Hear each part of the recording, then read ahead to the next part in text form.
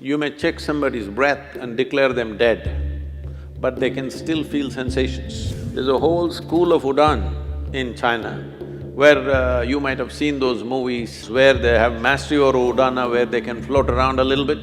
There are yogic practices to activate this. If jnana recedes, even when you're alive, body will begin to rot. There are certain types of snake venoms which can do this. This is the reason why in this culture you have rituals running up to 14 days.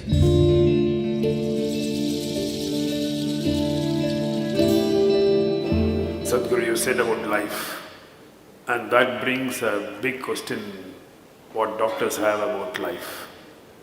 Now they say we have 1 trillion cells in our body, and each of these cells is living by itself. And when you say a patient is no more, it's just that the brain dies after 2 or 3 minutes, but still a large part of his body is still alive. That has changed now. Doctors are saying the brain lives for over 10 hours. Today, the new… So he is dead, but the brain is living. His skin, his muscles, his bones live for many hours. So we have said he is dead, but a large part of his body is still alive. So, and these cells, even when after the patient is dead, you take these cells and… Those of you who are all shaving every day, even after you're dead, we still have to shave you, you know this. Yeah, the hair grows. That is why I'm ready, Now, you asked why if somebody is dead, still some of the cells are active. It has been recorded up to 10 hours, there is a lot of activity, and actually the brain goes into a certain level of activity and produces certain very surprising elements in 10 hours after somebody is medically dead. As I said, dead bodies are given a shave up to 10, 11 days. Why this is so? What we're calling as life physically is a mechanism on many different levels. There is hardware and there is software. You are core of hardware, bones. The software is equally important. Otherwise, how would a cell know that it's a human cell? That it is not a pig cell or a tree cell or something else? How does it know? Because there is an entire software, there is memory, evolutionary memory, genetic memory, karmic memory, there are varieties of memories imposed on every cell in the system so that it never gets confused. If you eat dog food for 3 days, you will not become a dog, isn't it?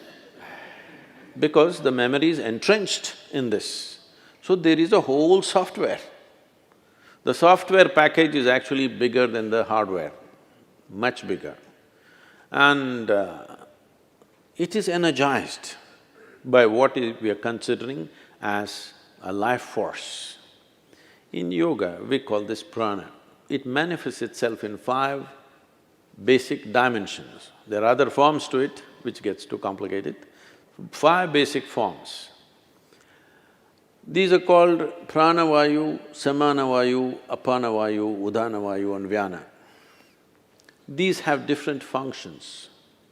Prana is related to breath, respiratory action and thought process. If the pranavayu depletes, your respiratory action will go away. So immediately doctor checks and says, he's dead. They'll try to pump their chest. If it doesn't come back, he's dead.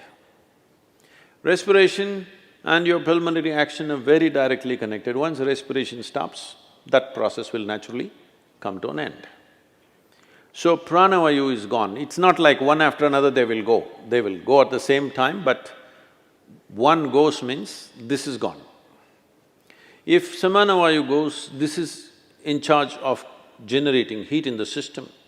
So once samanavayu starts receding, the body starts getting cold and it also starts becoming stiff. Once apanavayu starts receding in a major way, then the sensory aspect of it, we must understand this. You may check somebody's breath and declare them dead, but they can still feel sensations. There have been any number of cases where people get terrified because a dead body moves a little bit. This has happened again and again, many times.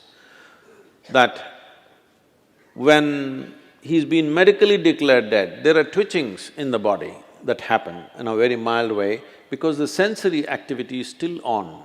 Still, life is not fully convinced that it's finished. It is still making an effort of its own. When Udhana Vayu goes away, then the buoyancy is gone. When I say buoyancy, see, you may weigh 70 or 80 or whatever number of… I'm sorry, maybe you weigh 50 or 55 kilograms, whatever is your weight, you don't… let's say you're very happy and alive right now, you don't feel 50 kilograms on you, isn't it? Hello? Yes. It is there. If you stand on the scale, it is there. But when you walk, it is not there, simply because this udhana creates a buoyancy. It makes you less available to gravity. There are yogic practices to activate this. There's a whole school of Udan in China, where you might have seen those movies, Hollywood movies, what is that? Crouching Tiger, something. What? Yes. So these are Udan schools where they have mastery over Udana, where they can float around a little bit. Well, little exaggerated in the movies, but becomes lighter, more buoyant body. For a martial arts fighter, to be buoyant is important. There have been many cases where certain ballet dancers and martial arts experts have shown what is physically not possible they have done by leaping up to heights which all physicists believe is simply impossible. But they've gone beyond that level simply by creating more buoyancy. So Udhana is in charge of buoyancy. Once Udhana starts receding, suddenly body becomes heavy. Always it was the same weight. Weight does not increase, but you can feel the weight much more simply because Udhana is gone. This, doctors may know, maybe doctors don't do it, the people who work in the hospitals may know, carrying a live person and a dead person, there's a big difference.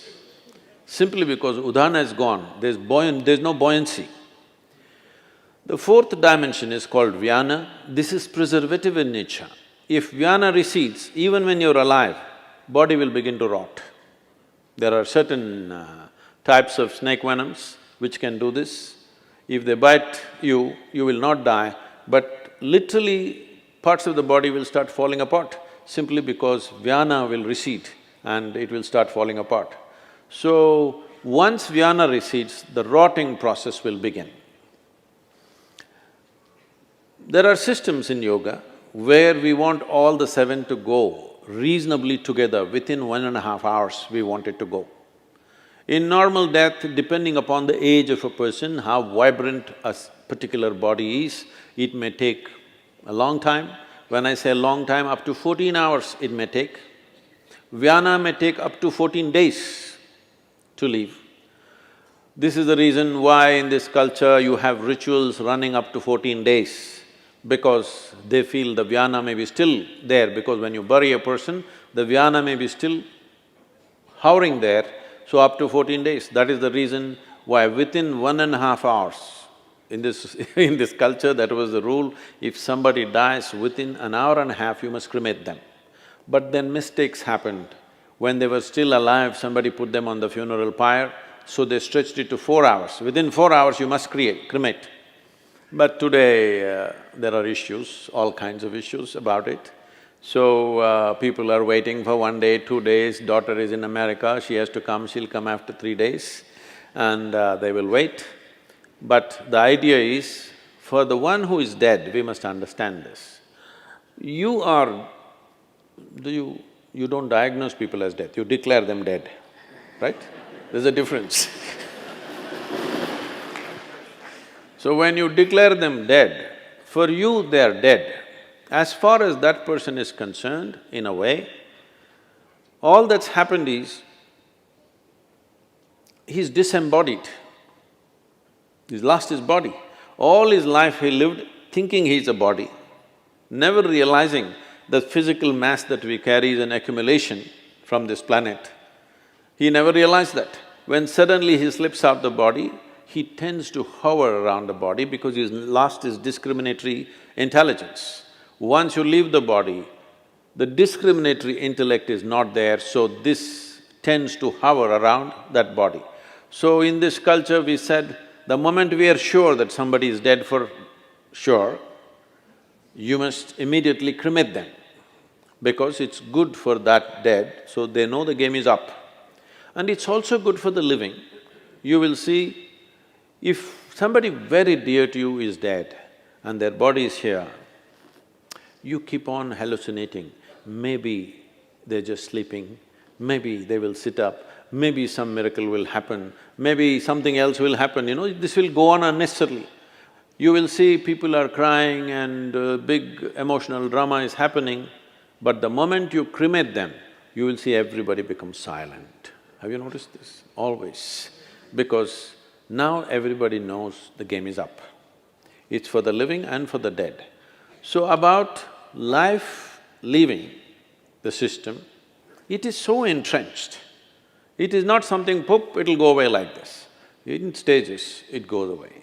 Because it's in stages, it came in. It's in stages, it'll go away.